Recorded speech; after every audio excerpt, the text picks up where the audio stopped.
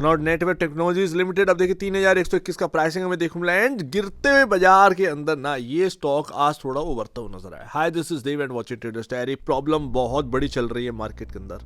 अगर आप देखें जो ईएमएस स्पेस जो है वहां पर कंपनियां क्रैश कर रही हैं। नेटवेब आप जानते हैं ये 4300 4400 के आसपास से ऑलरेडी क्रैश्ड हो चुका है। 30% से ज़्यादा यहाँ पर ना हमारे सामने नेगेटिव रिटर्न रखा हुआ है। बट अगर आप देखें केन्स देखिए, डिक्सन देखो, किधर भी जो मैन्युफैक्चर करते हो, क्योंकि आप भी सर्वर मैन्युफैक्चर करते हैं, जाहिर सी बात है। तो यहाँ पर ये सारी कंपनियां जो है ना वो झेल रही हैं क्या, हाई वैल्यूएशन के चलते करेक्शन। एंड आज थोड़ा सा यहाँ पर ना रिलीफ मिला है। क्या ये रिलीफ आगे बढ़कर आएगा या फिर आज का सिर्फ था ये?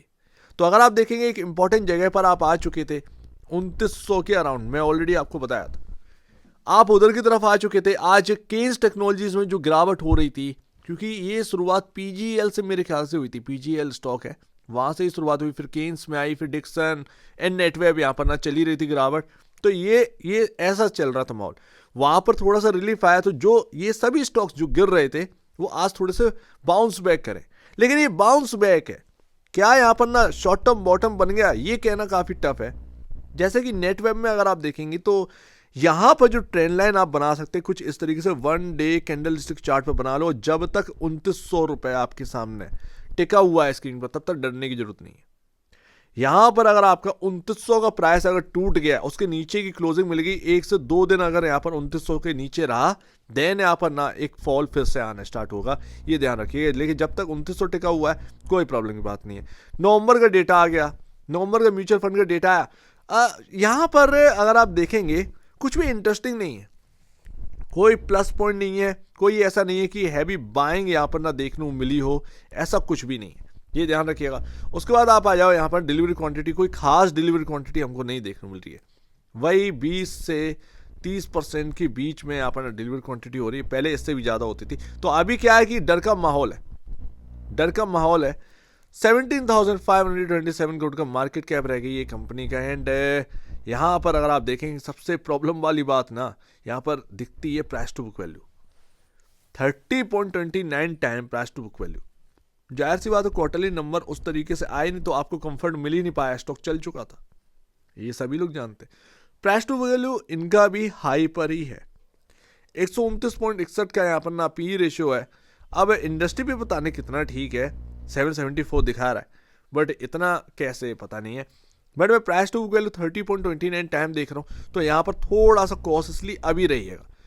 क्या है कि क्या ये कंपनी का स्टॉक ना मतलब बेकार हो गया क्या? नहीं, पैसा ये स्टॉक बनाकर देंगे, पर है क्या है प्रॉब्लम कि मैंने इस स्टॉक को आपके सामने 1600 पर बोला था, 1600, पहले मैंने 900 बोला था, फिर उसके बाद ये 3500 गया, फिर वापस से गया, फिर मैंने 1600 पे आपके सामने रखा कि ये स्टॉक अच्छे लग रहे हैं आज की डेट में। 1600 वाला 4500 हुआ, वापस से 3127।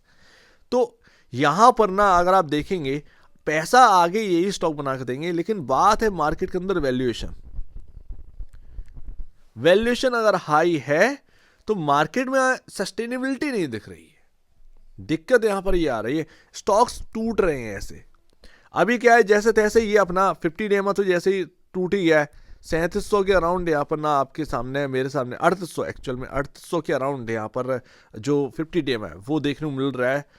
अभी अगर आप देखेंगे जो 100 डे में है वो बचाने की कोशिश है। 100 डे में से आप यहाँ पर ना देख रहे हैं 3 दिन से आपको बाउंस मिल रहा है, ठीक है ना, 3 दिन से बाउंस आपको मिल रहा है, तो वो थोड़ा सा ना देखिएगा।